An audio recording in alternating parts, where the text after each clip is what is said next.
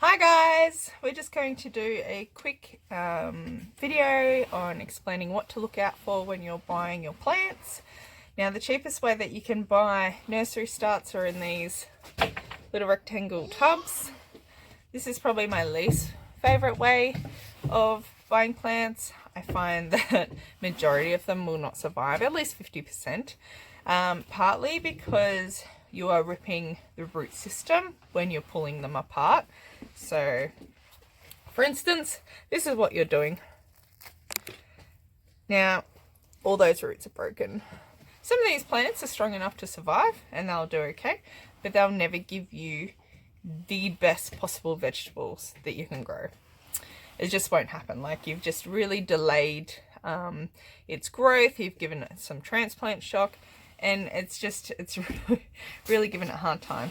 Now, if you have a look at this plant, I paid nearly $5 for these plants, and I really don't think you can tell just how bad a shape they are. I can see here that several have died, so up here there is quite a few dead ones in there, which indicate to me that there might be some fungal rot. Also, when you look really close, there's quite a bit of splitting and damage. Hold on, I'll pull this one apart. So yeah, look at this. This is what you're doing when you're trying to transplant. And those two together, like, even if you split them, they're unlikely to thrive. They're not going to be great plants.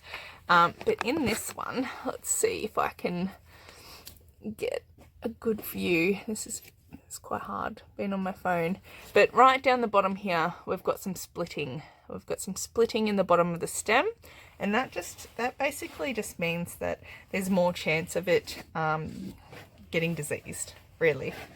Also, when a plant is not in its prime, it attracts bugs, your negative bugs. So you want to come out with the best looking plant that you can, and you can't.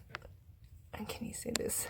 So on here, same deal. There's some splitting that would not survive. I know it's really hard to see on my phone here. Sorry about that. And this one is the same. So there's some splitting in the stem. I would say you might be lucky to get 50% of those to survive. And that's $5, guys. That's $5 there. It equates to around 50 cents a plant. So if they all survived and they all grew you a crop, then that's actually pretty good. But the likelihood of them all growing and producing you a crop is not very good. Now, they weren't even the worst plants there. They actually let me pay full price for those plants when I walked out. And anyone that knows anything about gardening knows that they're not going to be very successful. While I was there, I also picked up this punnet.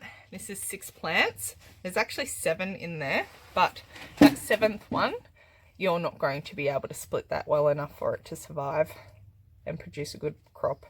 So we'll say there's 6 plants, and this cost me nearly $9. Okay, so that makes them over $1 a plant, which, look, that's not that bad. Ours are $1 a plant, so I definitely think that that's quite okay. However, you don't know where they're grown, what they're grown in. It says barely anything about where they've come from. They could have come up from Queensland. Come down from Queensland, I should say, and then they get into your garden and then they go into shock because they're not used to this environment. It's really hard to say, but in general, these plants are a lot nicer. There is no splitting in the stems. They are nice, big, healthy plants. They don't have any yellowing of the bottom leaves, suggesting that they've run out of nutrients. They are a little bit weak, and that's because they're being grown in a greenhouse environment. They grow really fast, which means that they're not as strong. For instance, I'll show you a similar one of ours, and you can see that although we have a smaller plant here, we have a stronger stem on it already. So that's what you want to see. when you're buying a plant seed. Really, really nice, strong stem. Now with these ones, you should be able to get a pretty good crop out of them. The only problem is though, when you open them up, you are still going to get some transplant shock because they grow in their punnets. just had to assist with some toddler needs there. So yeah, so when you plant these, you're still going to experience some transplant shock. What's up, kiddo? Because it's growing in a circle like this. Okay, these probably weren't quite ready to come out of their punnets. They're falling apart quite a bit, but don't grab it and like shake the soil around. Just gently release it with your hands, and then you'll see some roots sort of fall to the ground. They've been released out of their circle, and then you can put it in the ground like that. You have to be really gentle. Giving it a little bit of sea salt will help with the transplant shock, but it can take up to 2 weeks for that plant then to start regrowing, because you've messed with the roots. So it's just the way it is.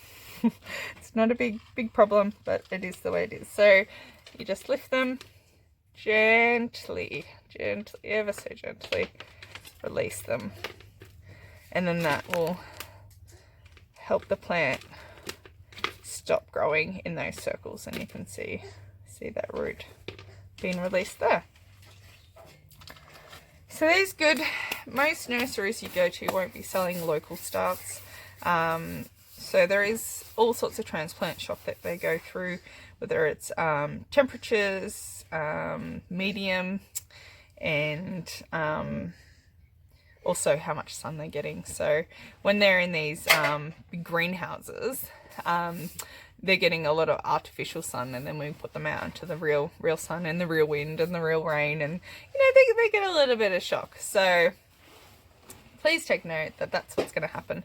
But just really make sure that when you're buying them, that the leaves look really nice and green, that your lower leaves aren't yellowing, that you don't see any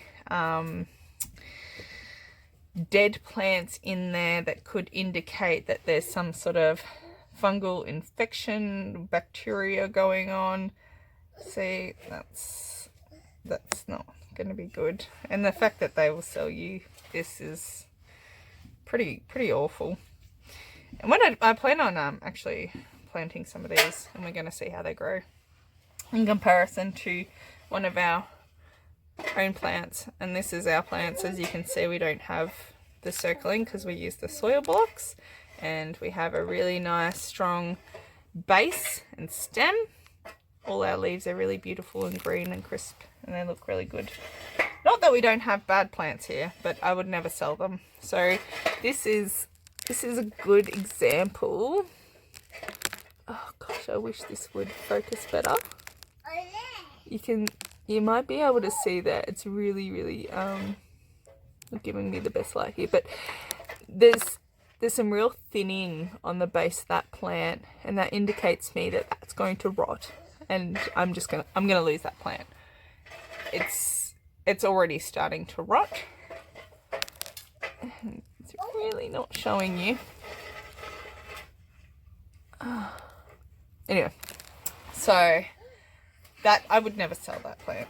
First of all, it already tells me it's sickly. Look, it's just limping over. It doesn't look good. It's not as big as the others. It's got that rot at the base of the plant, which means that at some point that rot will get straight through the stem and the plant will just randomly die. And you'd be like, what did I do? Oh, it wasn't you. It's all about how strong that base is. And the taller the plant is not necessarily meaning the healthier plant either, because if they're growing under grow lights and they're trying to push to get close to the light, they'll get a little bit what we call leggy, and leggy really just means weak. They're more likely to have struggles. Oh, So I've just pulled out this one, and already that plant's going to have some troubles because I've just really just destroyed its root system there. This is an older plant than the one I've got here, but you'll see, oh gosh, it's a mess. You will see that the root base is very similar width, and that's because this has taken longer to grow, and it means that it's been able to put its excuse me, its energy into creating a really strong base for the plant to grow on.